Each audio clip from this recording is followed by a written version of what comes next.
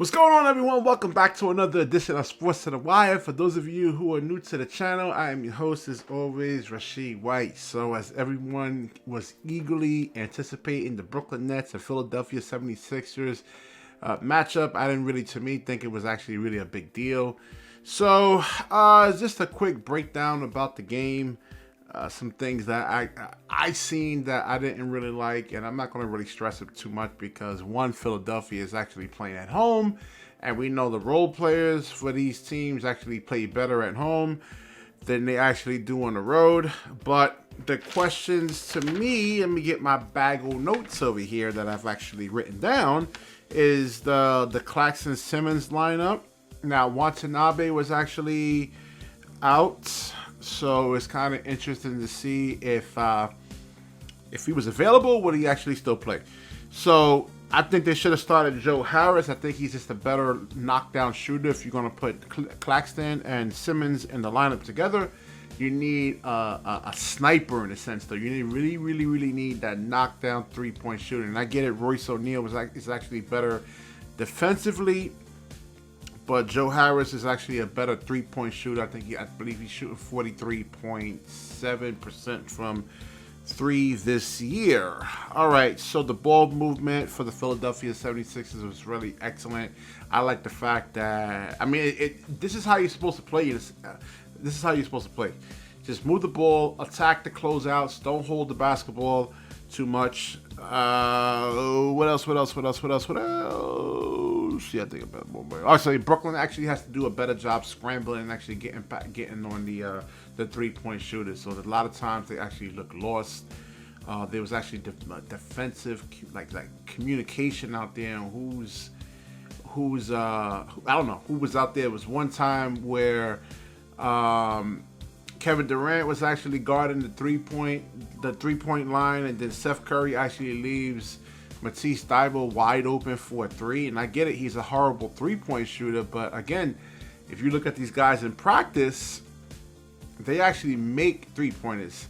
So with like no pressure on Thybulle, I mean, it's a recipe for disaster right there. So Ben Simmons needed to actually guard Tobias Harris more. There was too many times where Joe Harris was actually guarding him, and Tobias Harris is 6'9".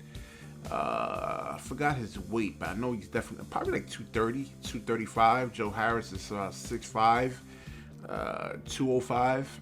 So, I mean, there's definitely an advantage right there. I don't think the Brooklyn Nets really got like to try to make Tobias Harris actually get rid of the basketball there.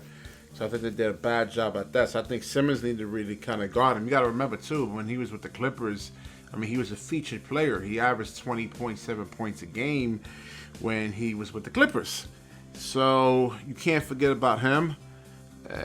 Sometimes you need to actually attack Tobias Harris, make him play some defense, take those legs out. So I know PJ Tucker was actually guarding Kevin Durant, but sometimes you can actually get some whoever's guarding what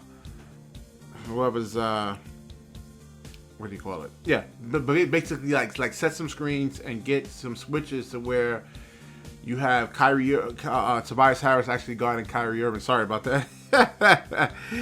So and I say, yeah, basically Watanabe out being I don't know why he was out, and then they didn't mention why he was out. But him actually stretching the floor, basketball IQ wise, I think I really kind of like I really like him.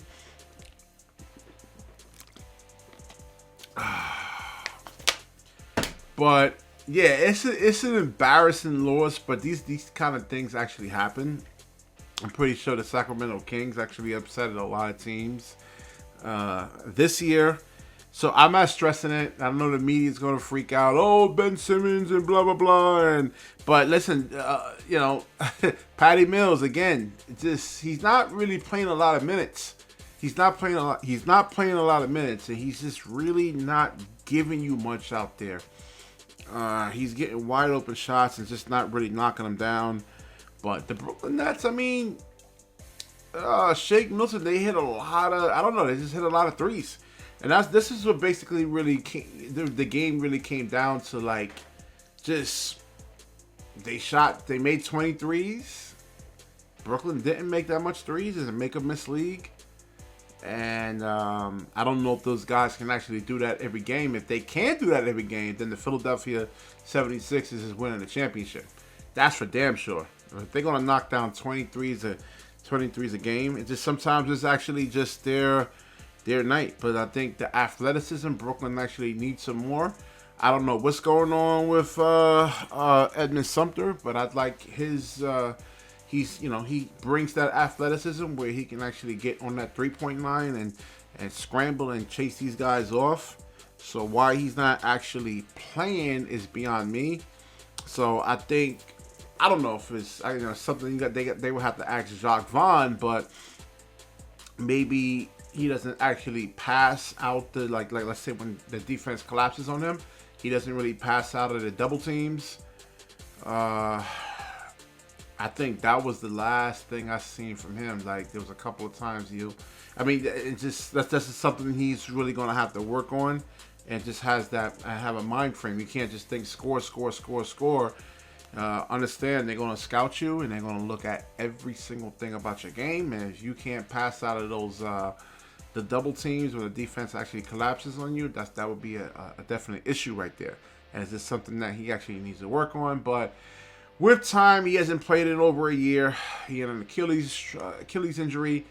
So, we'll see. Next game. I think the Brooklyn Nets will actually rebound better. Ben Simmons will be better. I just want the ball in his hands. I just love watching him play today. It's just really, really fun watching him. All right, so we'll wrap the video up. If you like the video, please like, comment, subscribe. Certainly share this video. When you share, the universe certainly shares back with you. Peace.